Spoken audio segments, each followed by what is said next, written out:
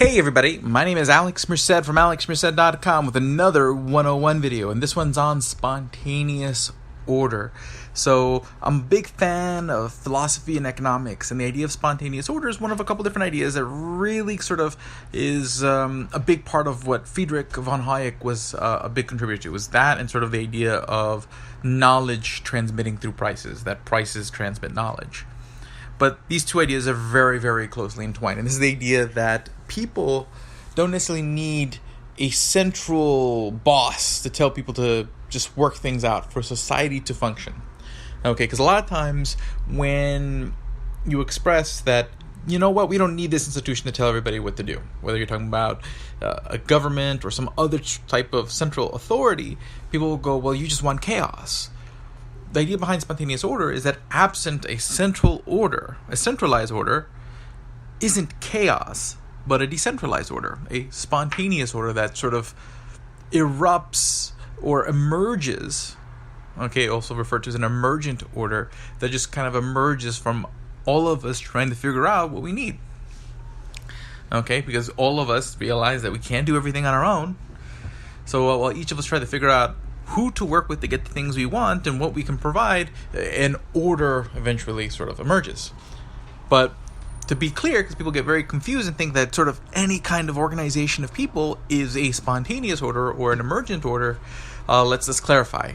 So there are all different types of orders in the sense that individuals acting in a way that is almost in concert. There's explicit order. So this is like if you form a union or you participate in a democracy or in a business. The idea is that you realize that you are working with other people and you act with intention. Okay, so I'm intentionally voting to choose who's in charge of X group. I'm intentionally joining this organization because they share a mission that I have. That's an explicit order. That is not what is necessarily meant by spontaneous order. So let's say one of the best essays that kind of explain this, which is, and the best example of a spontaneous order is the division of labor, meaning sort of all the different people that have to do things to get the stuff that we use. So for example, this phone that I'm recording this podcast on right now, how many different people did this phone have to go through before it got to me? I mean, I got it from the retail store.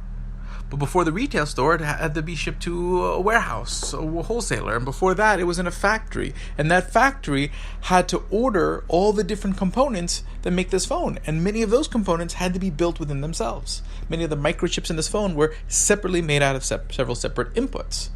But the factory that makes the microchips isn't sitting there coordinating with the people who are arranging for the silicone, for the all the different materials that are used to make that chip. They're not sitting there coordinating how they do things.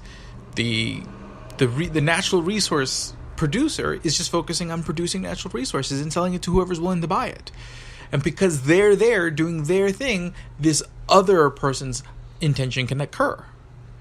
And overall, when all those different pieces just kind of line up, you end up with the magic, the ability for me to have this smartphone inside of me. Okay, and a wonderful essay that kind of illustrates this is the essay I, Pencil.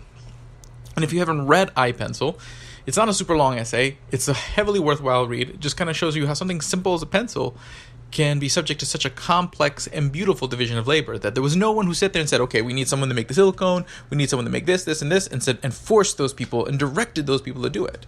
Different people independently said, hey, I want to produce X, Y, and Z. I want to consume X, Y, and Z, and went to deploy those resources independently. But when you step back, you see how it all just kind of magically connects. That's spontaneous order. But that spontaneous order can only be discovered if people are free to sit there and say, hey, I'm going to produce X, or I'm going to go consume Y. And that's sort of the underlying sort of libertarian argument or insight, that we're not saying that just saying letting people be free is not going to make all the problems in the world go away. So if I sit there and say, hey, you know what? You're not going to pay any taxes. I'm not going to have any more government regulations. You're on your own. Your life is now going to be magical. That is not what libertarians are saying. What they are saying is that absent a central order, whether it's less central order than we have now, which would just mean less tax and less regulation, or absent a central order, our individual actions will, over time, create that spontaneous order and find the solutions to our problems. The problem, if people aren't free to act because somebody else fills that vacuum through a sort of a central order by saying, hey, you know what, we're going to do this. So that kind of signals to everybody else to not do all the things that kind of end up in these sort of decentralized solutions. That those solutions, those potential solutions, never occur. And oftentimes those solutions have all sorts of other benefits because you're creating resources that are going to be used for example, that microchip that's being in that factory is not going to be just for the smartphone.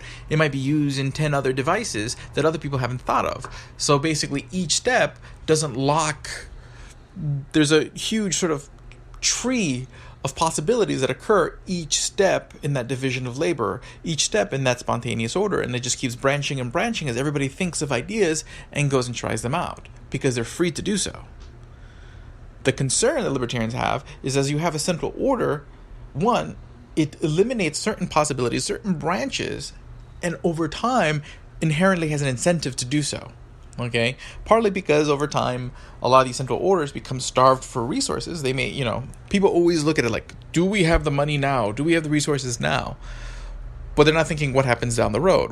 How would that institution behave when it's starved for resources? I mean, you can see this aspect with like lots of times local localities. If they're short for taxes, you're going through a local recession, then the police might be a little bit more strict with tickets. They start instituting a little bit more fines and licensing across the town. A permit for this, a permit for that.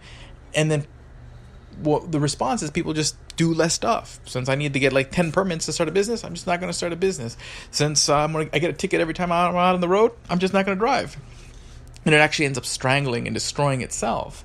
And that's essentially the fear, that a central order sort of undermines itself and also prevents the benefits of a decentralized order from emerging and providing all of its value. So that's sort of the idea of a spontaneous order. Again, not to be confused, which is a implicit order, meaning the order is happening, but no one's saying it. It's just happening. It's magical in a sense. All these different steps happen.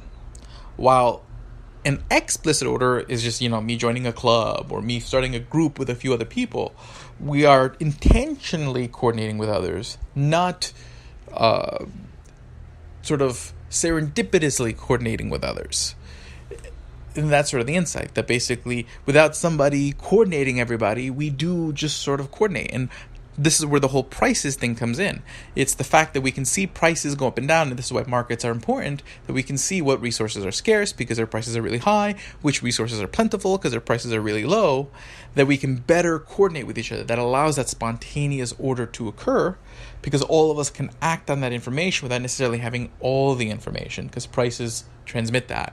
So in order to have a spontaneous, emergent, decentralized order, you do need money, you do need prices, and prices need to be free so they can transmit knowledge. It's all of this that allows sort of the benefits of a sort of a libertarian order, a decentralized, voluntary order to possibly exist. And that's sort of the argument that kind of underlies what libertarians are trying to say most of the time. So hopefully you guys found that interesting. My name is Alex Merced from alexmerced.com. If you guys enjoyed this video, please share it.